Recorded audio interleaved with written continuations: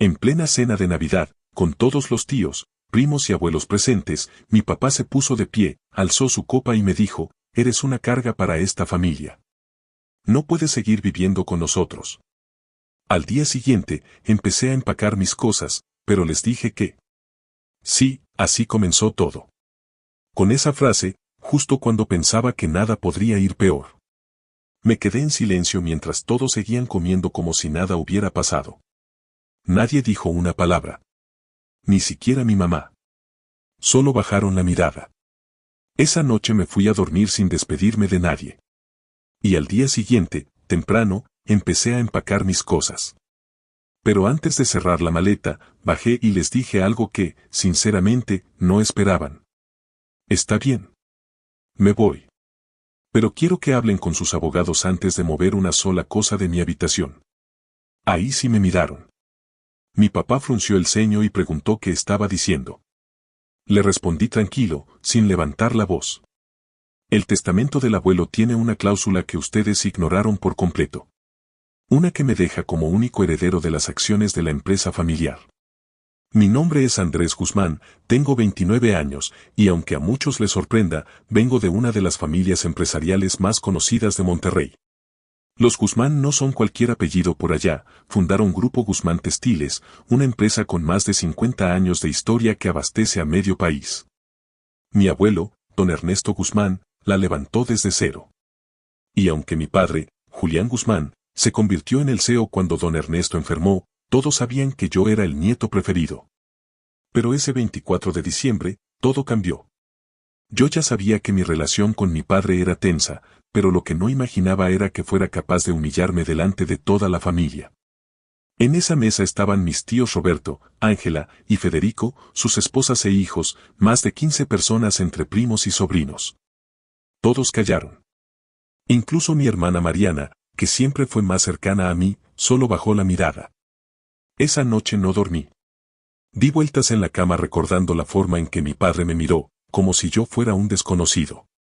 Al día siguiente, sin decir palabra, empecé a empacar mis cosas. Pero antes de cerrar la última maleta, bajé a la sala donde él estaba con mi madre y les dije. Está bien. Me voy. Pero antes de tocar nada de lo que es mío, te sugiero que hables con tu abogado. Y con el notario que firmó el testamento del abuelo. Mi madre abrió los ojos como platos. Mi padre solo se rió, con esa risa cínica que usa cuando cree que tiene todo bajo control. ¿Qué estás diciendo?, preguntó, sin moverse del sillón. Le respondí sin levantar la voz. Que no soy una carga. Soy el heredero mayoritario del Grupo Guzmán. Tú solo eres el administrador. Ahí sí se puso pálido. Porque sabía que algo podía haber hecho el abuelo. Lo que no sabía era cuánto. 2 meses antes de morir, don Ernesto me llevó a su despacho en la empresa. Firmó una serie de documentos frente a su abogado, licenciado Raúl Villarreal, y me entregó una copia del testamento sellado, con una instrucción clara: no se lo muestres a nadie. Pero cuando llegue el momento, vas a necesitar esto. Nunca pensé que sería tan pronto. El testamento tenía una cláusula que decía que, si en algún momento uno de los herederos directos era expulsado del núcleo familiar sin justificación legal, la herencia pasaría automáticamente a él. Y no era simbólico. El abuelo me dejó el 51% de las acciones, más una propiedad en San Pedro Garza García, una cuenta con poco más de 2 millones de pesos. Y acceso a unos documentos que él mismo había guardado en una caja fuerte del Banco Banorte. Fui directamente con el licenciado Villarreal. Lo cité en su oficina en el centro de Monterrey, y cuando leyó todo, me dijo: Andrés, con esto puedes quitarle la silla a tu papá mañana mismo. Y así fue. En una reunión de emergencia con el Consejo de Administración, mostré los documentos. Don Hugo Lozano, presidente del consejo y amigo cercano del abuelo, me apoyó sin dudar. El ambiente era tenso. Mi padre llegó confiado, pero cuando vio los papeles, su expresión cambió. Ya no era el hombre seguro de la noche anterior. Era un tipo arrinconado. El consejo votó y lo destituyeron como CEO. La noticia voló. Los periódicos locales hablaron de una reestructura interna en Grupo Guzmán. Pero internamente, fue un escándalo. Mi padre colapsó. Literal. Una semana después lo ingresaron al Hospital Zambrano Ayllón por un ataque de ansiedad. Le encontraron una úlcera sangrante y, según mi madre, no dejaba de repetir mi nombre. En medio de todo esto, salieron cosas peores. Mi tío Federico, que era parte del área financiera, comenzó a presionarme para que dejara las cosas como estaban, a cambio de una compensación económica. No entendía por qué, hasta que con ayuda de un auditor externo descubrimos cuentas bancarias abiertas a nombre de empresas fantasmas. Dinero que mi padre y él desviaban desde hace años.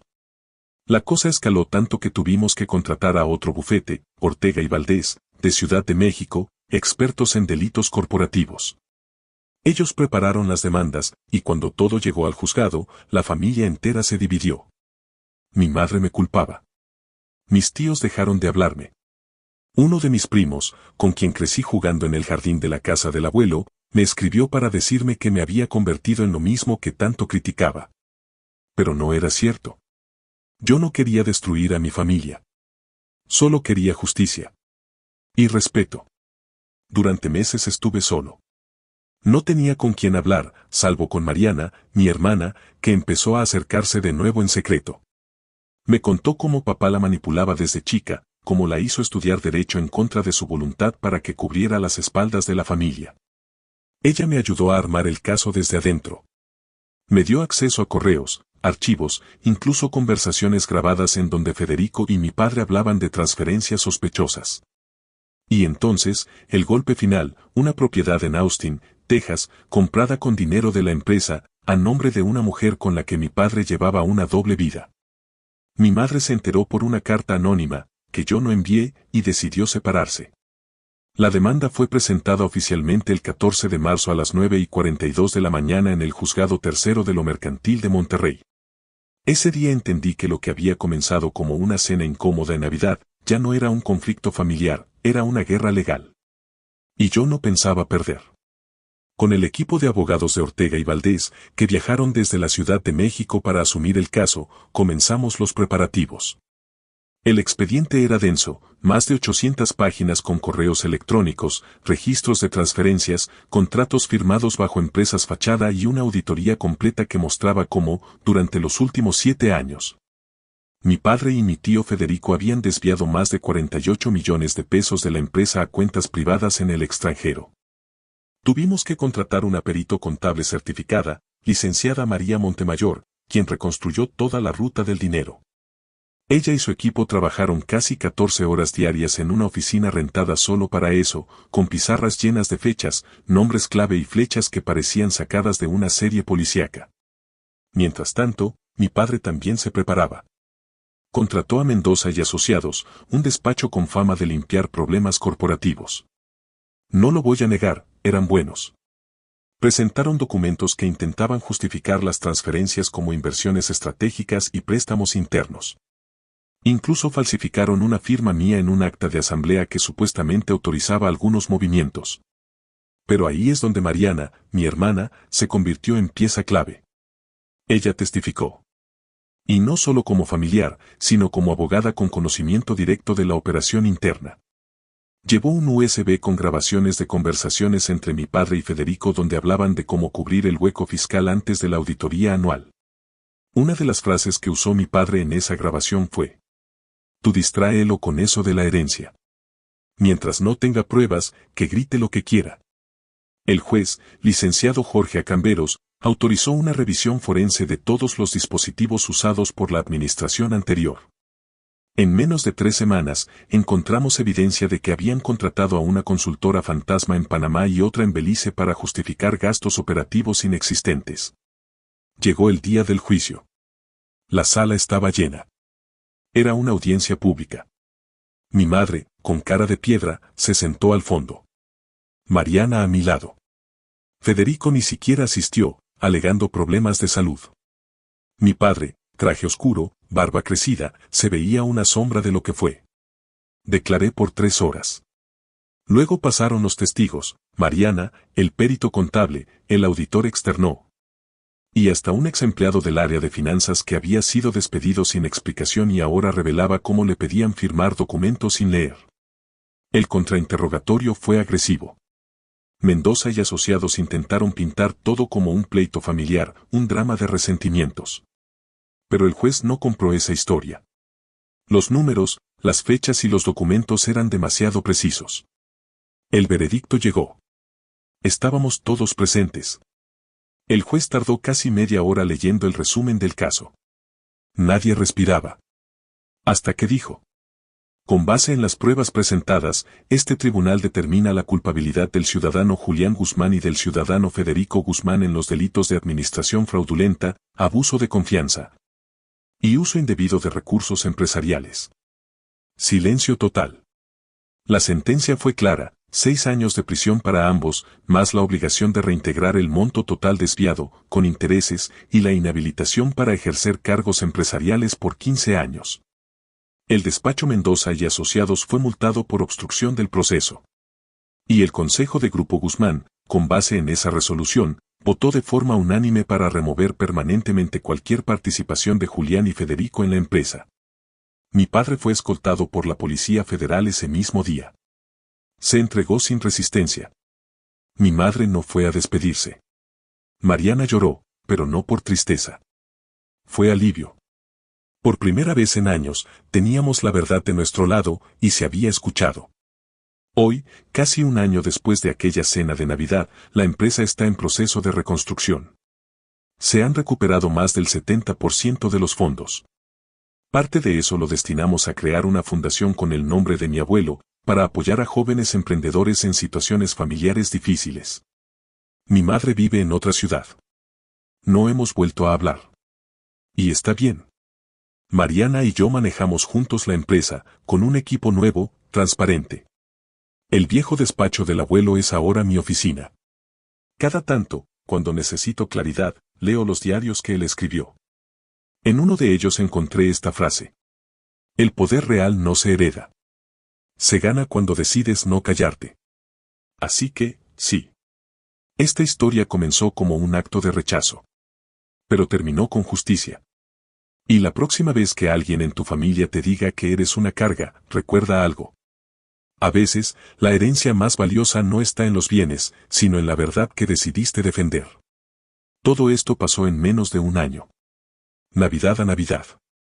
12 meses que partieron mi vida en dos. Pasé de ser el inútil de la familia al dueño legal de todo lo que tanto intentaron negarme. Hoy sigo viviendo en San Pedro, en la casa que era del abuelo. El despacho principal sigue con su escritorio, su sillón de piel y las fotos de sus años mozos colgadas en la pared. A veces me siento ahí y leo sus diarios. Tenía miedo, sabía que su familia podía destruirse desde dentro. Por eso me dejó preparado. ¿Y mi padre? Vive solo en una casa en Valle Alto. No trabaja.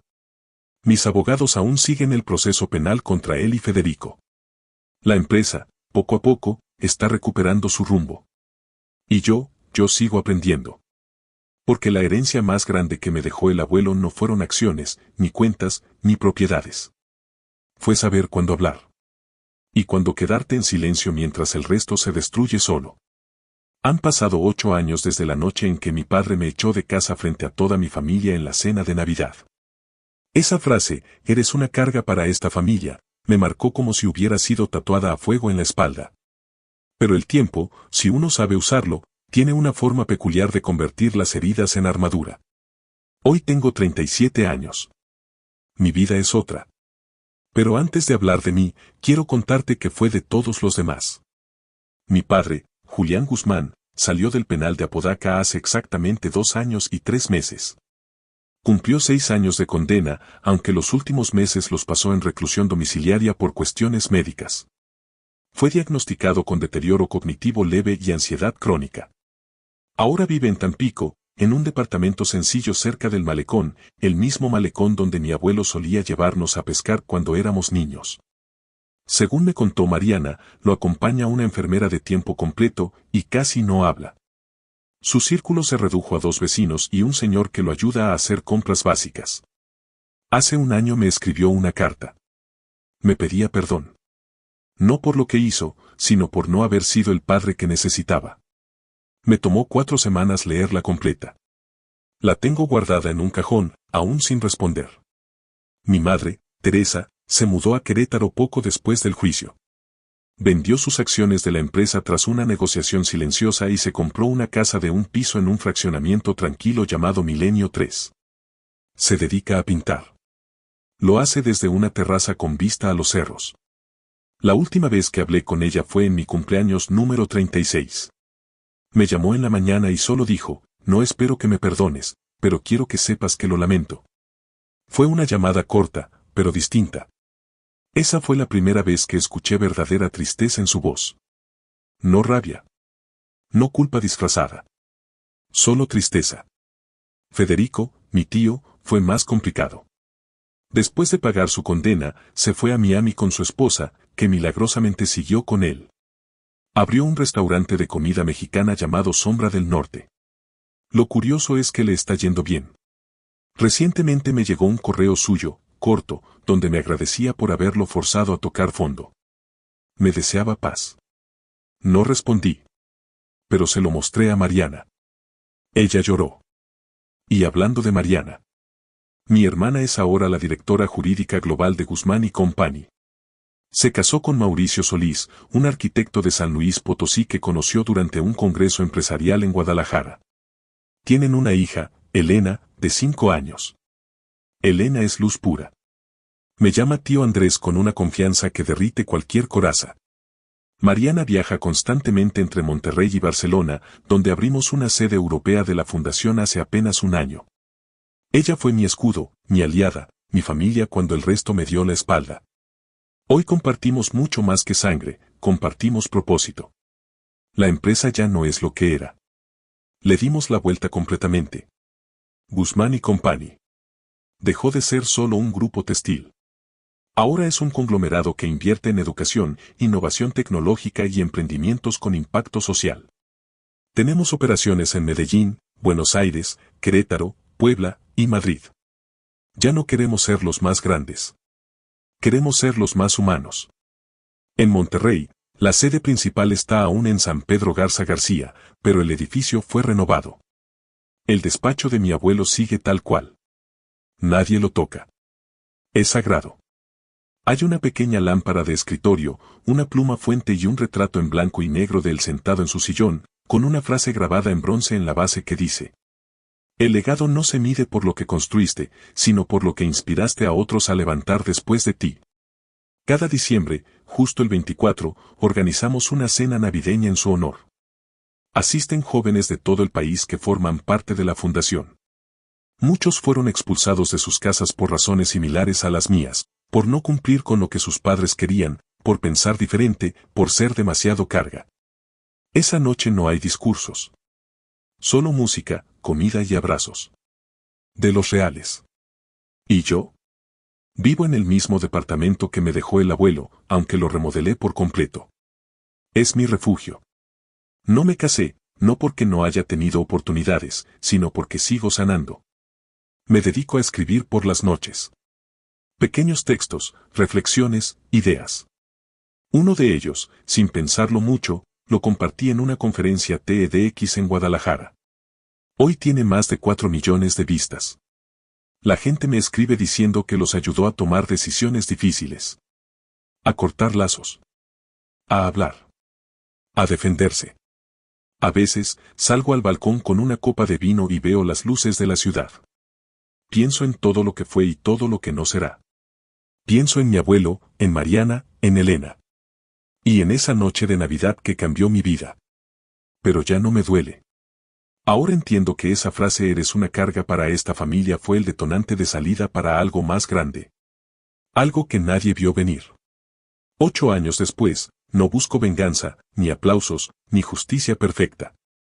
Solo quiero que la gente entienda que a veces, defender tu lugar en el mundo no es egoísmo. Es necesidad. Y si estás leyendo esto, si alguna vez sentiste que sobrabas en tu propia casa, quiero decirte algo. No eres una carga. Solo estás rodeado de personas que aún no saben cuánto vales.